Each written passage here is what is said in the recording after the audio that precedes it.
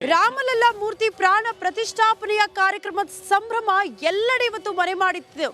ದೇಶಾದ್ಯಂತ ಕೋಟ್ಯಾನುಕೋಟಿ ಭಕ್ತರು ಈ ಸಂಭ್ರಮದ ಕ್ಷಣಗಳಿಗಾಗಿ ಕಾಯ್ತಾ ಇದ್ರು, ಜೊತೆಗೆ ಸಂಭ್ರಮಿಸಿದ್ದಾರೆ ಕೂಡ. ಅದೇ ರೀತಿ ಮಾಜಿ ಸಿಎಂ BS ಯಡಿಯೂರಪ್ಪನವರು ಕೂಡ ಇವತ್ತು ರಾಮನಿಗೆ ವಿಶೇಷ ಪೂಜೆ ಸಲ್ಲಿಸುವ ಮೂಲಕ ಈ ಕ್ಷಣಗಳನ್ನ ಸಂಭ್ರಮಿಸಿದ್ದಾರೆ.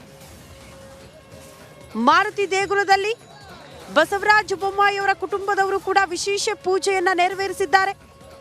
ಬೆಂಗಳೂರಿನ ಬಾಲಬ್ರೂಹಿ ಸಮೀಪದ ಮಾರುತಿ ದೇಗುಲ ಇವತ್ತು ಐತಿಹಾಸಿಕ ದಿನ.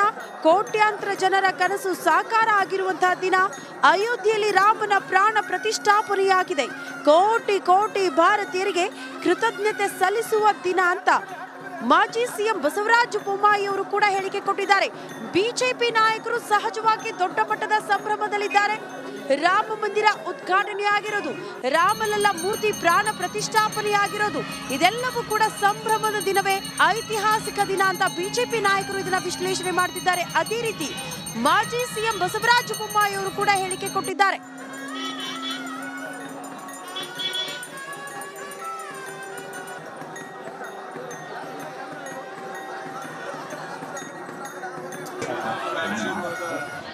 ಎಂದು ಆಶಿಸುತ್ತೇನೆ.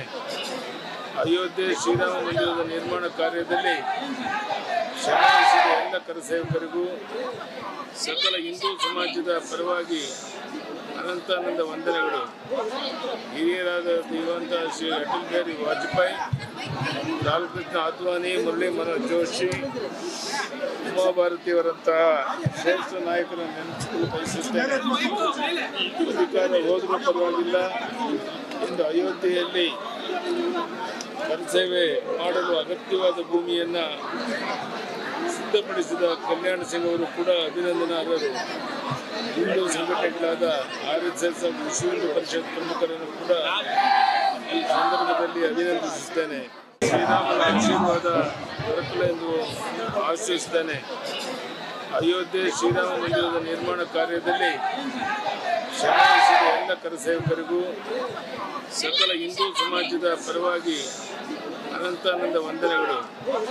ಹಿರಿಯರಾದ ದಿವಂತ ಶ್ರೀ ಅಟಲ್ ಬಿಹಾರಿ ವಾಜಪೇಯಿ, ಲಾಲ್ ಕೃಷ್ಣ ಅದ್ವಾನಿ, ಮುರಳಿ ಮನೋಹರ್ ಜೋಶಿ, ಉಮಾಭಾರತಿಯವರಂತಹ ಶ್ರೇಷ್ಠ ನಾಯಕರನ್ನು ನೆನಪಿಸಲು ಬಯಸುತ್ತೇನೆ. ಅಧಿಕಾರ ಹೋದರೂ ಪರವಾಗಿಲ್ಲ, ಇಂದು ಅಯೋಧ್ಯೆಯಲ್ಲಿ ಕರಸೇವೆ ನೋಡಿ, ಆಂಜನೇಯ ದೇವಸ್ಥಾನದಲ್ಲಿ ಮಾಜಿ ಸಿಎಂ BS ಯಡಿಯೂರಪ್ಪನವರು ವಿಶೇಷ ಪೂಜೆ ಸಲ್ಲಿಸುವ ಮೂಲಕ ಇವತ್ತು ರಾಮೋತ್ಸವವನ್ನು ಯಾವ ರೀತಿ ಆಚರಣೆ ಮಾಡಿದ್ರು ಅನ್ನೋದನ್ನ ಗಮನಿಸಿದ್ವಿ. ಅದೇ ರೀತಿ ಮಾಜಿ ಮುಖ್ಯಮಂತ್ರಿ ಬಸವರಾಜ ಬೊಮ್ಮಾಯಿ ಅವರು ಕೂಡ ಇವತ್ತು ವಿಶೇಷ ಪೂಜೆಯಲ್ಲಿ ಭಾಗಿಯಾಗುವ ಮೂಲಕ ರಾಮನ ಉತ್ಸವವನ್ನ ಸಂಭ್ರಮಿಸಿದ್ದಾರೆ. ಆ ಬಳಿಕ ಮಾಜಿ ಸಿಎಂ ಬಸವರಾಜ ಬೊಮ್ಮಾಯಿ ಅವರೊಂದು ಹೇಳಿಕೆಯನ್ನ ಕೂಡ ಕೊಟ್ಟಿದ್ದಾರೆ. ಬೆಂಗಳೂರಿನ ಬಾಲಬ್ರೂಹಿ ಸಮೀಪದ ಮಾರುತಿ ದೇಗುಲದಲ್ಲಿ ವಿಶೇಷ ಪೂಜೆ ಸಲ್ಲಿಕೆಯಾಗಿದೆ ಬೊಮ್ಮಾಯಿ ಕುಟುಂಬದಿಂದ. ಇವತ್ತು ಐತಿಹಾಸಿಕ ದಿನ, ಕೋಟ್ಯಾಂತರ ಜನರ ಕನಸು ಸಾಕಾರ ಆಗಿರುವಂತಹ ದಿನ.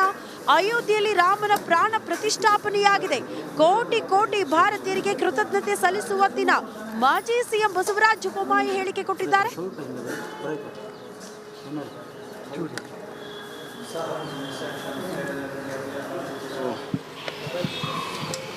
ಭಾರತದ ಇತಿಹಾಸದಲ್ಲಿ ಅತ್ಯಂತ ಮಹತ್ವದ ಭಕ್ತಿಭಾವದ ದಿನ. ಇದೊಂದು ಐತಿಹಾಸಿಕ ದಿನ. ಶ್ರೀರಾಮಚಂದ್ರನ ಪ್ರಾಣ ಪ್ರತಿಷ್ಠಾನ ಅಯೋಧ್ಯೆಯಲ್ಲಿ ನಡೀತಾ ಇದೆ.